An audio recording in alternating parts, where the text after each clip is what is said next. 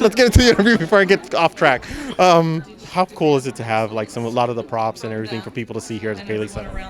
I'm very excited because that's what really drops you in, like when you're doing it. Because I know like the materials that they used back in the day, like were different, and but also did you see the craftsmanship by like the wardrobe department, like that's headed by Keri, like what Beverly wears, like those sweaters.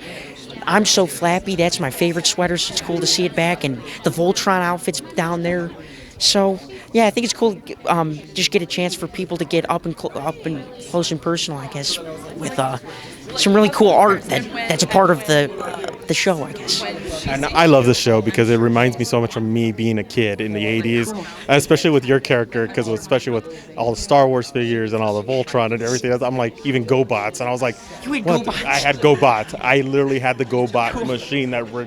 Yeah, so how cool is it to like go back and you're playing with these toys from the 80s? Yeah, well, and it's fun because some scenes they just let me just go wild with them. Like they say, make some sound effects, just really get into it, and it's just a lot of fun. Yeah, that SS flag or USS flag in the basement, that's the most unbelievable toy I've ever seen. It's 8 feet long or something. But yeah, well, and it's cool because Adam takes such pride in him too. So like my set, like my room set or whatever, my fake room is very decked out in some cool stuff. So how is it so have you brought your dad or your mom over into your set and room, and does your dad go like, oh my God, I had this when I was a kid? Well, that's the thing, like he was like, he's kind of a cool cat. Like I'm not sure if, and he's more on the older side, so I think he was more of an adult. I probably shouldn't be saying, I don't know if I should be saying this, but he still finds the stuff cool, but he's not like, doesn't have like the emotional attachment to like, but we have some guests come in that like, they're like, we got to see your room because we always pan out, we always like try and zoom in on your like shelves and then they'll check it out. But yeah, definitely have some like older cousins too that definitely really like it too. Yeah, every time I see it there, I'm like, oh my God, I had all that stuff when I was a kid and I sold it just recently. But I made some good money off of it.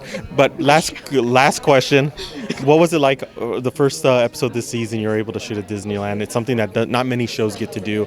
How was it to be able to shoot at Disneyland, shoot on location, a show that normally you don't shoot that much on location? Yeah, no, it was very cool. We had like 8 days to shoot it, unlike the usual 5 or whatever. So we had more time, and then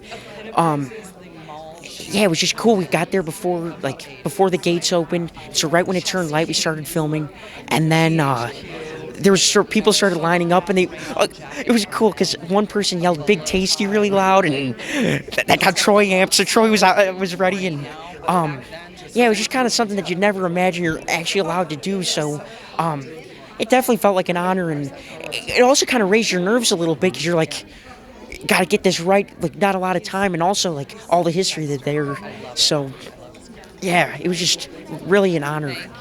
Oh, and Anthony Michael Hall, that also added to it. But even though, yeah, he's more vacation history than Disney, but very cool. Very cool. Well, keep up the great work. Love the show, and we'll see you soon. Yeah, well, thank you. Thank you.